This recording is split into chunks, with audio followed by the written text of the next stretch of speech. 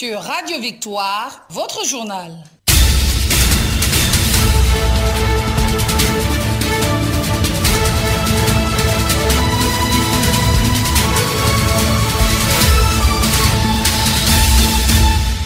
Fidèles auditeurs de la 100.5 FM, c'est l'heure de votre journal sur la radio-télévision Victoire. Bienvenue à toutes et à tous. Deux principaux titres dans cette édition d'information. L'élection très prochaine du nouveau bureau du CGE, le Centre gabonais des élections, a fait l'objet d'une rencontre entre Lambert Noël Mata, le ministre de l'Intérieur, et les responsables des partis politiques de l'opposition. Et puis, les habitants du quartier Marseille 2, dans le premier arrondissement de la commune d'Akanda, traversent actuellement des moments difficiles suite aux inondations. On enregistre plusieurs pertes matérielles, des familles entières dorment à la belle étoile. C'est tout pour les titres. Le développement, c'est maintenant. D'abord de la politique pour l'ouverture de ce journal. Comme annoncé en titre, l'élection très prochaine du nouveau bureau du CGE, le Centre gabonais des élections, a fait l'objet d'une rencontre entre Lambert Noël Mata, le ministre de l'Intérieur, et les responsables des partis politiques de l'opposition. Le reportage est signé Jean-Pierre Méjean Salamba. Lambert Noël Mata, le ministre de l'Intérieur, a rencontré les responsables des différents partis politiques de l'opposition pour la désignation des représentants dans la commission ad hoc et du collège spécial en vue de l'élection des membres du nouveau bureau du CGE, le Centre gabonais des élections. Lambert Noël Mata, ministre de l'Intérieur. Nous sommes un État organisé et les partis politiques animent la vie politique de ce pays. Le 16 janvier dernier, lorsque j'ai reçu l'ensemble de la classe politique, nous avons échangé sur la mise en place du Centre gabonais des élections. Pour que ce centre soit mis en place, il faut préalablement mettre en place la commission ad hoc, qui est composée de 4 membres issus de la majorité et de 4 membres issus de l'opposition. Et le collège spécial qui est chargé, lui, d'élire le président, qui est composé de 10 membres à raison de 5 majorité et 5 oppositions. Donc nous avons attendu quelques jours pour recevoir les réponses des uns et des autres. Nous avons constaté, dans le cadre de l'opposition, plusieurs réponses diverses et différentes. Pour ne pas qu'on accuse le ministre de l'Intérieur d'avoir décidé la mise en place de cette commission, j'ai donc fait appel aux différents partis de l'opposition qu'ils avaient saisis pour leur demander de se retrouver à nouveau et d'envoyer au ministre de l'Intérieur une liste consensuelle des membres devant composer les 2 organes. Un délai de 72 heures leur a été accordé. Le ministre de l'Intérieur avisera une fois les 72 heures épuisées, et s'il n'y a pas d'accord, il n'y a pas de consensus, c'est des partis politiques de l'opposition. Nous attendons 72 heures et vous aurez la réponse du ministre. Au terme de cette rencontre, écoutons le président du Parti social-démocrate, Pierre Claver Maganga Mosavo. Wait and see. Nous allons nous concerter en hommes responsables et je crois que nous trouverons une solution. Nous restons en politique. L'ancien opposant Jean Eyegendon, fraîchement de retour aux côtés du chef de l'État, Ali Bongo Ondimba, a réuni les siens il y a quelques jours pour partager avec eux son orientation politique pour les prochaines élections que notre pays connaîtra dans quelques mois. Suivons cet élément de notre rédaction. Je vous demande de soutenir Ali Bongo, dixit Jean Eyegendon, s'adressant à tous ses soutiens il y a seulement quelques jours au cours d'une causerie politique organisée au quartier Kembo dans le 2e arrondissement de la commune de Libreville. Alors que plusieurs voix se font entendre en faveur du chef de l'État Ali Bongo Ondimba pour la prochaine élection présidentielle que connaîtra notre pays en cette année 2023. Le tour est venu à Jean Eyegendon, fraîchement sorti des rangs de l'opposition, dans laquelle il actait à gorge déployée le départ de celui au nom de qui il parle désormais. En 2023, il y aura les élections présidentielles, il y aura les élections législatives, les élections locales. Moi qui vous parle, je l'ai dit, puisque je suppose que les gens qui m'écoutent ont les oreilles pour entendre. Je vais soutenir Ali. Je vais soutenir Ali. C'est pourquoi je vous demande, même si vous hésitez encore, je vous demande de le soutenir. Voilà un jeu de volte-face auquel les populations gabonaises doivent réagir en toute lucidité, en gardant à l'esprit que le mot de fin leur appartient. Du social pour la suite de ce journal, comme annoncé en titre, les habitants du quartier Marseille 2 dans le premier arrondissement de la commune d'Akanda traversent actuellement des moments difficiles suite aux inondations. On enregistre plusieurs pertes matérielles et des familles entières dorment à la belle étoile. Le point avec Jean-Pierre Méjean Salamba de notre rédaction. Nous sommes ici dans la commune d'Akanda, située au nord de Libreville, capitale gabonaise. Les pluies diluviennes qui s'abattent ces derniers temps dans le chef-lieu de la province de l'Estuaire n'épargnent personne. Au quartier appelé Marseille 2, par exemple, plusieurs familles ont perdu leurs biens matériels. Les habitants du secteur cadastral YU6 sont victimes des inondations depuis près de 3 ans. Adèle Tina Boyom, présidente du collectif des riverains du quartier Marseille 2. J'ai presque tout perdu. Et ce n'est pas pour la première fois, c'est la énième fois avec certains de mes voisins ici.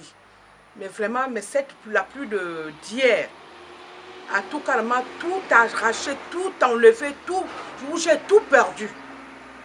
À titre de rappel, je suis veuve avec des enfants. Une veuve qui se débrouille toute seule et qui se retrouve un bon jour comme ça, la belle étoile, vraiment que les cœurs sensibles réagissent. Et même le maire, tout le monde au courant de cette situation depuis belle lurette. Un cri de détresse pour cette mère de famille qui mérite une attention toute particulière. Adèle Tina Boyom. J'en appelle à la magnanimité du chef de l'État, son excellent Ali Bongo Ondimba, qui a dit qu'il sera heureux que lorsque les Gabonais seront heureux. Je ne suis pas heureuse en ce moment depuis trois saisons, donc 3 années, où je vis le calvaire. Mes choses se gaspillent à tout moment, à tout moment, à tout moment. Je suis épurée, je suis lessivée. Venez à mon secours, monsieur le chef de l'État, monsieur le Premier ministre Alain Claude Bilé-Bizé. Nous avons besoin de vous. Réagissez. Je suis dépassée. Sincèrement, je ne sais pas où je vais dormir avec les enfants aujourd'hui. Encore. La situation est identique chez les voisins. C'est grâce à la solidarité des uns et les autres que plusieurs familles gabonaises ont la vie sauve. Mais pour combien de temps, si rien n'est fait d'ici là par les pouvoirs publics? Écoutons cette fois-ci Daryl, une autre victime des inondations. Nous sommes encore une énième fois encore, comme vous le voyez, sinistrés. Ça fait pratiquement déjà 3 années que cette situation perdure. Et nous sommes à bout du souffle. Nous ne savons pas comment faire face à cette situation. Donc nous demandons de l'aide aux plus hautes autorités afin de venir nous aider. Nous sommes vraiment totalement à bout du souffle et vous voyez la situation, la dégradation des biens, nous avons tout perdu. Les travaux d'aménagement des bassins versants s'imposent au quartier Marseille 2 dans le premier arrondissement de la commune d'Akanda. Toujours dans le social, plusieurs de nos compatriotes amoureux du verbe, désormais outillés en art oratoire, c'était au cours d'un séminaire de formation organisé il y a quelques jours dans la capitale gabonaise. Plus de précision dans cet élément de notre rédaction. Se donner des rudiments et surmonter le stress. Toile de fond de la formation en art oratoire donnée aux jeunes Gabonais amoureux du verbe par la structure Hieron Consulting le week-end dernier dans la capitale gabonaise. Chanel Kassa, coach en art oratoire, reconnu sur la place internationale pour ses multiples travaux dans le domaine, a apporté du sien aux participants autour de l'importance de cette activité. Il est toujours important de comprendre la nécessité de lifter son verbe, de maîtriser les procédés oratoires pour être capable de s'exprimer devant n'importe qui, n'importe où et n'importe quand. Donc il est important que les Gabonais s'intéressent au métier de la parole. Une formation au sortir de laquelle les participants n'ont pas manqué d'exprimer leur satisfaction. C'est une transformation, c'est un certain nombre de connaissances acquises, mais à mettre en pratique chaque jour, tant sur la vie professionnelle que sociale. C'est une formation surtout très pratique qui m'a permis d'apprendre ou de réapprendre un certain nombre de choses que nous croyons connaître, mais que nous avons surtout pratiqué pendant 3 jours et qui, je pense aujourd'hui, que ces connaissances, il ne faut pas les garder en termes de connaissances, il faut les pratiquer. C'est donc une formation qui viserait à permettre des prises de parole plus sereines dans quelques environnements que ce soit. Très belle initiative de la part des organisateurs, en espérant que cela se pérennise au grand bonheur du plus grand nombre de nos compatriotes. De la santé pour la boucle de ce journal, le ministre de la Santé et des Affaires sociales vient de présider une réunion avec les différents responsables de la santé. Des instructions fermes ont été données aux hommes et femmes en blouse blanche par Guy Patrick Obiandon. Plus de précisions avec Jean-Pierre Méjean Salamba. Le ministre de la Santé et des Affaires sociales, Dr Guy Patrick Obiandon, s'est adressé aux responsables du corps médical du secteur public et partenaires sociaux au centre hospitalier universitaire de Libreville. Objectif de cette rencontre, annoncer à ces derniers les instructions du chef de l'État et du gouvernement dans le secteur santé. Guy Patrick Obiandon, ministre de la Santé.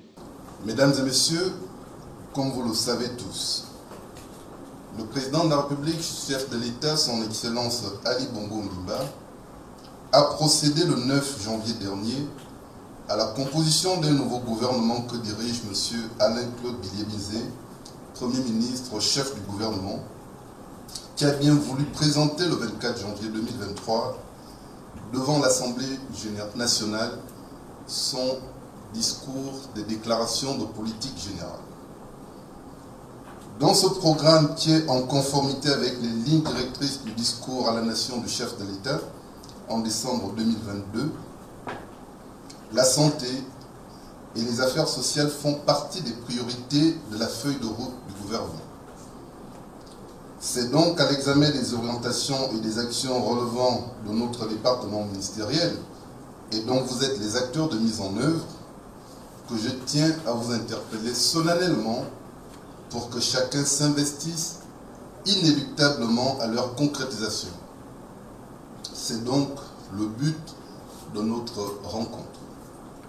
Dans sa volonté d'avoir une médecine proche des populations, le Premier ministre, dans sa déclaration générale, de politique générale, a instruit le ministère de la Santé et des Affaires sociales l'organisation des missions médicales et des caravanes de médecine itinérantes.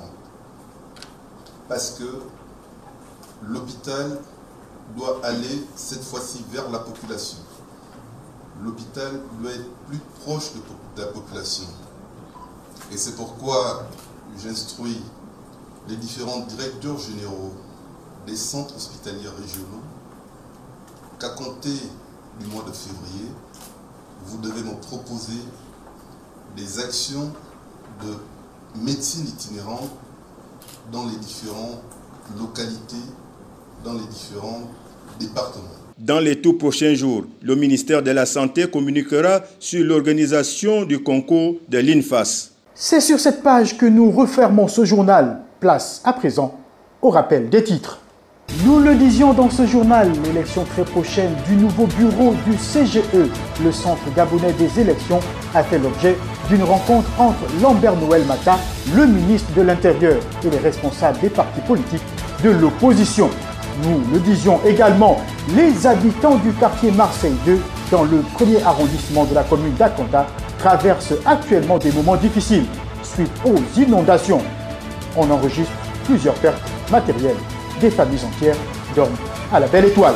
C'est tout pour ce journal. Merci à vous de l'avoir suivi. Ce journal a été rendu possible avec la participation de toute la rédaction de la radio-télévision Victoire. À la présentation, André-Yves Vono Abesselo, toute l'équipe de la RTV se joint à moi pour vous souhaiter une agréable suite des programmes sur les 100.5 FM, la chaîne qui colle à vos aspirations et la meilleure pour vous informer.